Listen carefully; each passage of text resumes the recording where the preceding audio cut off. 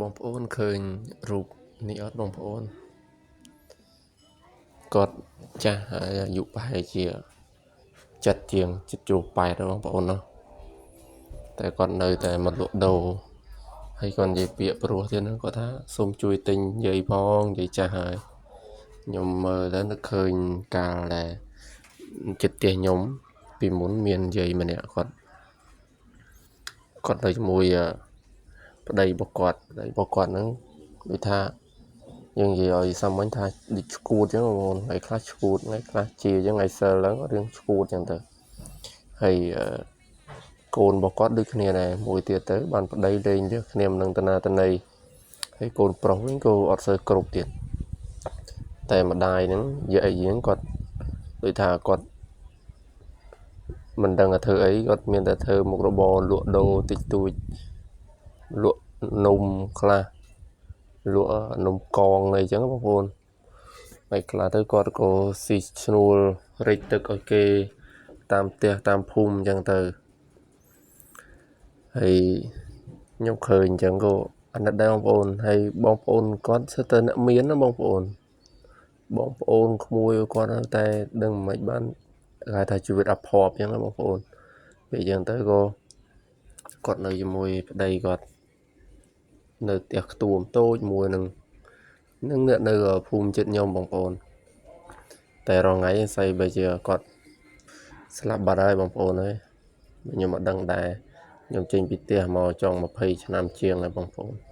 តែខ្ញុំឃើញគាត់លក់ហ្នឹងគឺនឹកឃើញកាល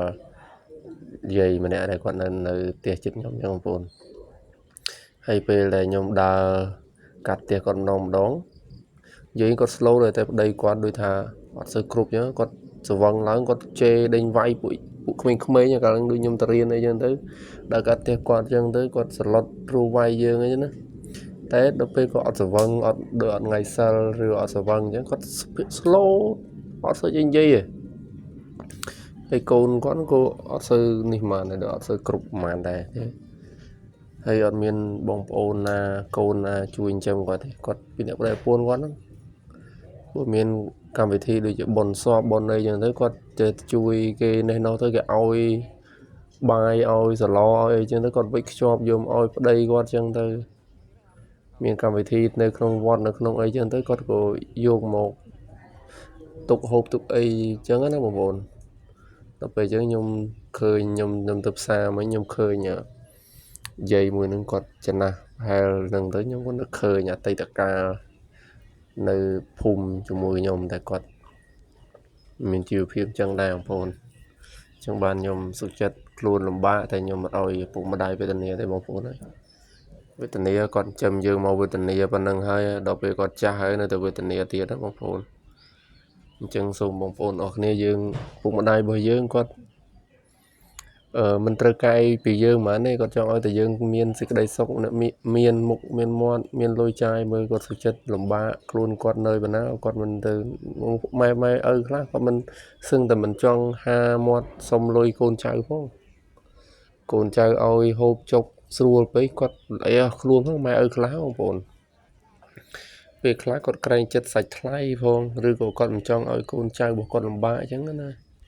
តែយើងត្រូវគិតថាមុននឹងយើងកើតមកគាត់វេទនាប៉ុណ្ណាហើយរំតែយើងធំឡើងមានគ្រួសារមានលុយកាក់រកការងារបានធ្វើគាត់ចិញ្ចឹមយើងរហូតចង់20 30ឆ្នាំរំតែយើងអាចថាយើងរឹងដៃរឹងជើងមានការងារធ្វើស្រួលបួលបងប្អូនអញ្ចឹងគិតថាពុកម្ដាយរបស់យើងគាត់ស៊ូបងប្អូនណាមានកូនមានចៅដឹងហើយបងប្អូន